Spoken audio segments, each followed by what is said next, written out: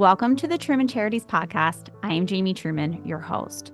Do you remember McGruff the Crime Dog with his famous saying, "Take a bite out of crime"? I do.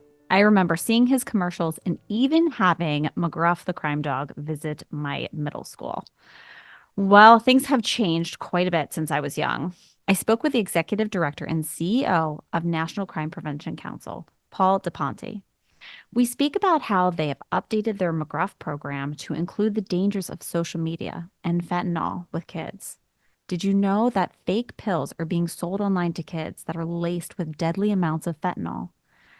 We speak about exactly what is behind counterfeit items and how you can get the McGruff program to come to your school. I hope you enjoy this conversation with Paul as much as I did. All right, Paul, thanks so much for coming on and talking with me today. Great to be on with you today. Yes. So I actually grew up, I knew a lot about the National Crime Prevention Council because of the, infamous McGruff dog, take a bite out of crime. I used to see that as a little kid, the slogan everywhere and commercials and all that great stuff. So I'm excited to kind of see where that program is today, how that's progressed. And then some of your other programs, how you're bringing communities together to help fight against crime, and then also the fentanyl crisis that's going on now. We have a lot to cover. But first, I want to know a little bit about you, Paul. So you're the executive director and the CEO. What drew you to this organization? Well, I spent the bulk of my career in communications and public affairs, and the opportunity presented itself with the National Crime Prevention Council, looking for someone with that expertise as well as expertise in community involvement, which I have spent a lot of time doing, mainly for the purpose of introducing McGruff the Crime Dog to a new generation. And that challenge, that opportunity really excited me, and I'm glad I was able to jump into it just over 2 years now and have accomplished quite a bit. So you were just talking about the McGruff crime dog, and how has it evolved, and how are you introducing it to the next generation? We updated McGruff, his look, his style, as well as how, as the nation's foremost protective, as we call him, takes on 21st century crimes. Mhm. So you'll see behind me the new 3D look of McGruff the Crime Dog. We were able to do that out at Jim Henson Studios in California, along with House of Moves, a famous Los Angeles graphics animation company. And so he has a new look. We're also taking on 21st century crimes. I heard over and over again when I just took this job at the tail end of the COVID pandemic and the lockdown, the unease parents had that they have children in a crazy world. They just went through this time on, Zoom school and all of that, and heightened awareness of the dangers in their neighborhoods as well as online. And I heard pleas from parents, please, please, McGruff kept us safe when we were kids. You got to make sure you do that again. So in addition to the new look of McGruff, and he is back on TV, you mentioned his famous commercials. We currently have 4 running across the country, which have been seen more than 2.2 billion times, we're proud to say. So a lot of people have gotten to see McGruff again and are seeing him for the first time, including cameos in Disney's Chip 'n Dale Rescue Rangers, really introducing him to a new generation of preschoolers and early elementary age students, as well as other activities. And around the 21st century crime issues, there's a lot. Mhm. When McGruff first came on the scene back in the late 70s, there was no internet. And there is trouble on the internet. There are crimes on the internet. I often get asked, sometimes you're a little critical of social media platforms, yet McGruff is on those platforms. Why is that? I said, McGruff needs to be everywhere crime and criminals are. That's true, because I was just thinking that as you were talking, that when I was growing up in the 80s, I mean, there was no internet. So it was a completely different way to go about talking to kids. Because now, as I talk to a lot of other nonprofits, founders, the internet has exploded so much, and parents don't really know how to keep their kids safe online. That is true. There's a lot of concern. There's a lot of anxiety. And you almost have to treat the internet just like you would the world around us. Hmm. There are safe communities and there are some communities that aren't so safe. and educating your children as they become internet users, as they become social media users about that, asserting parental controls when possible, as well as I think we have, as a nation, we have to look for and demand some changes in the way some companies operate their platforms. Mm-hmm. And so tell me a little bit about the new commercials. So what exactly is McGruff talking about during these commercials In that we've in seen his a current billion ad, and times? we also have another one in production, Mm-hmm. which will be a follow-up, a sequel almost. He talks about the ad is called Think Again.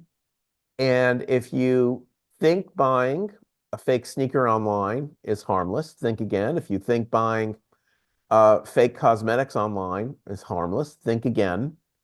And most scary, if you think buying a pill on a social media site is safe, think again. And what it does, it juxtaposes a real assembly line in each instance with a fake assembly line and the dirty conditions in which fake products are made and the dangers that fake products are fueling international criminal cartels. That has led us to the point where we are dealing with the issue of fake drugs containing lethal amounts of fentanyl being sold to children on social media platforms. And the second ad is going to more directly take aim at the fentanyl crisis. Yeah, so I actually, when I was online and when we go on your website, and you talk about that and how there has been issues when it came to, I believe it was it Snapchat, Correct. that you spoke about. So can we talk a little bit about that? What is exactly going on? What is going on is, each social media platform is designed a little differently. Hmm. Snapchat inherently has some features in its platform that are conducive to secrecy, that are conducive to pinpointing locations. And I don't think it was Snapchat's intent in designing the platform, but all of those features have proven to be very helpful for drug dealers. Hmm. And drug dealers are taking advantage of children on the platform. The platform has algorithms that match you with whatever you're searching for, whether it is you're searching for something legitimate or something illegitimate. The platform doesn't distinguish between whether it's a legal or illegal activity that you're looking for. It doesn't care whether you're interested in the latest fashion trends or trying to score some drugs. Hmm. And So, that's inherently part of the platform, and that therein lies the problem. okay. So some people that are listening don't know exactly what is fentanyl and why is it Sure. so dangerous. Can we talk a little bit about that? Sure. Fentanyl is a synthetic opioid. It is the most potent opi of all opioids that are manufactured. 2 milligrams, just the tiny grains that you could fit on the tip of a pencil, are lethal in an adolescent. Depends on your body weight and all of that, but about 2 milligrams constitutes a lethal dose. It is also highly addictive. So when a drug dealer is making fake drugs, there's nothing real. There are no active ingredients in that fake pill. Mhm. So they need to convince the user that it's doing something for them. So if they put fentanyl, which is cheap, small and undetectable amounts, in the pill, it's going to addict that user. So the fake pill might be marketed as something to, any number of popular brand name pharmaceuticals to treat anxiety, depression, ADHD, any number of things. They don't contain any of the real active ingredients that would help you if you have any one of those conditions, but they will contain fentanyl. And then whether or not you're getting a lethal dose or not is simply is a matter of Russian roulette. And that's what's really scary about it.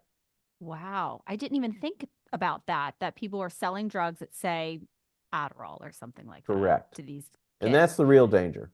And then this is what they're getting is fentanyl in deadly doses. Yes, they are literally duping kids into death. So tell me a little bit about how your organization is combating this. Well, last year we wrote a letter to Attorney General Merrick Garland asking the department to step up and investigate specifically Snapchat and other social media drug deals and to search for criminal violations. We're working with a slew of parent groups. And these people are truly heroes. These are people who lost a child. And instead of, you know, just mourning about it, they've taken to activism and they're trying to do something. And the National Crime Prevention Council considers itself a home for all those families who've been victimized by the sale of fake drugs. And I said very, very early on in this that McGruff the Crime Dog has your back. And we're going to watch out for you. We're going to work with federal, state, and local law enforcement to find answers so this doesn't happen to more families. In a way to remember their tragic loss, we created livesproject.org, which is a quilt of remembrance for these lives. So they're not just faceless victims, or they're not somebody they're not victims that can be demonized. These are not people who are opioid addicts. These were people who made an online transaction through no fault of their own, literally took something and it killed them in 15 minutes. And the stories are just heartbreaking. 12, 13, 14-year-olds who may have been just having a bad week. In the stories you hear, somebody hurt their knee in football practice and they were looking for something a little stronger than Tylenol. So they went online and they searched for it. No, they shouldn't have been doing that. And that's a matter of raising awareness of the dangers about it. And we're doing that. But it also shouldn't have been allowed to happen. And that's really what is tragic. And that's what we're trying to change with public policy efforts. Oh, yeah. Because if you think about it, I mean, it's just kids being kids. Exactly. Yeah. So tell me a little bit about your programs that are bringing communities together. So we are bringing people together through helping people better engage with local law enforcement and the community. McGruff, in his very first commercial back in 1979, said, all crime needs is a chance. Don't give it a chance. And, people often ask, well, is McGruff a superhero out protecting you? No. McGruff's whole purpose is to educate and to involve people, to get people involved, to realize that they're the ones who can take a bite out of crime. And everyone can take a bite out of crime. So to do that, we're organizing a number of things that people can get involved in their community.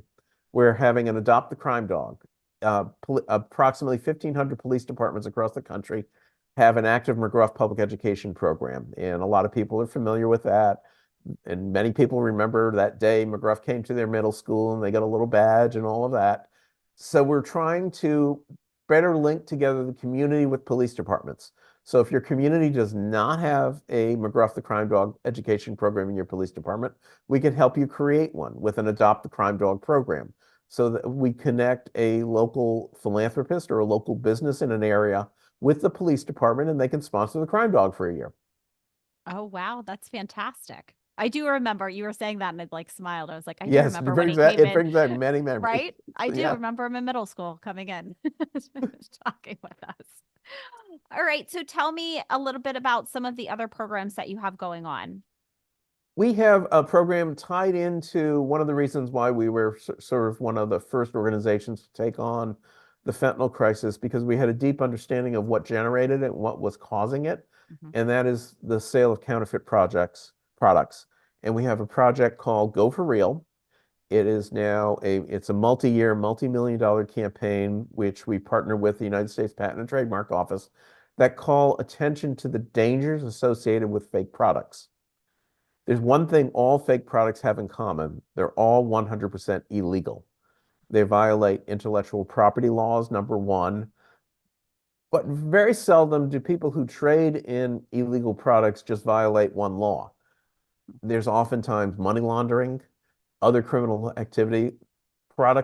Illegal products tend to be made overseas in countries where there are no child labor laws, where there are no environmental standards. If you're making something illegally, you're not complying with any government regulations.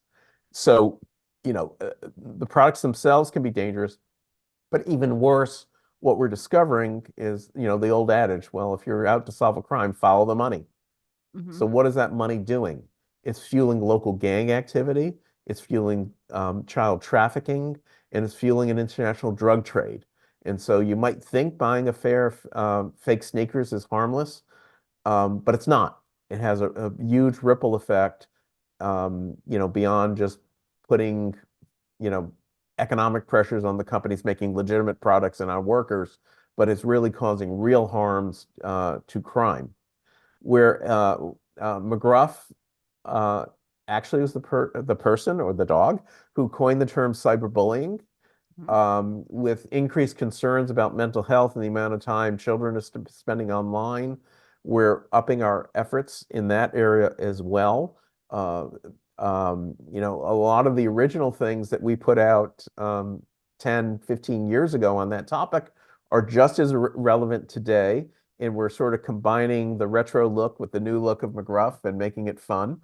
We launched McGruff.org, which is a child-friendly website so children can go on and learn about all these issues in a what we like to call an edutainment kind of way, where there are games and other things that somebody can learn how to be a pre-detective themselves.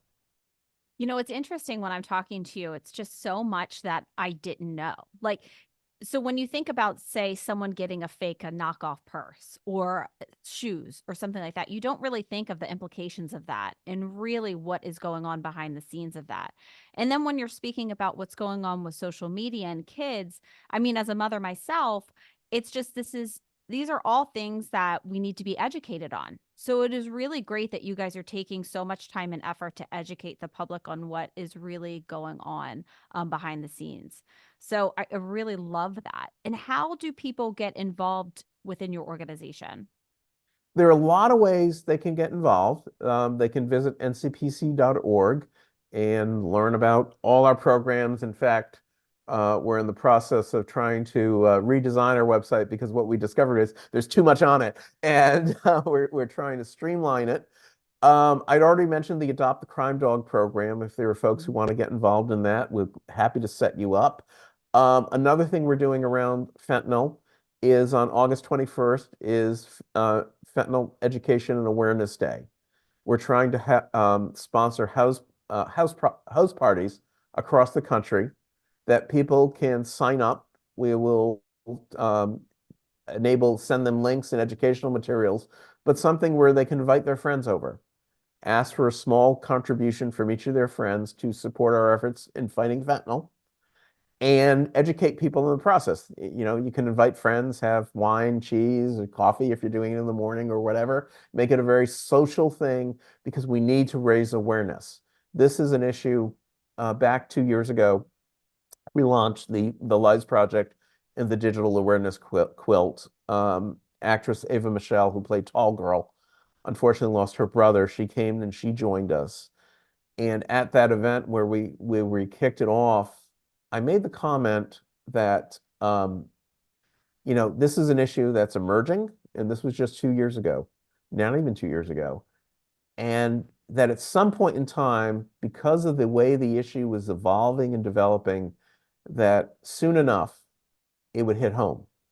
And sadly, as the last couple of years have progressed, we hear more and more stories. People who were at that event, I had one recently, a high-ranking government official called me to say, Paul, I remember you saying that. And 2 weeks ago, I had to fly back to California for a funeral because it happened. It happened to our family. And so it is the kind of issue that is sadly hitting home. And so that we thought a good way to educate people is to do it house to house. Mhm. And so, what would your number one advice be to parents about the fentanyl crisis on how to try to protect your family from this?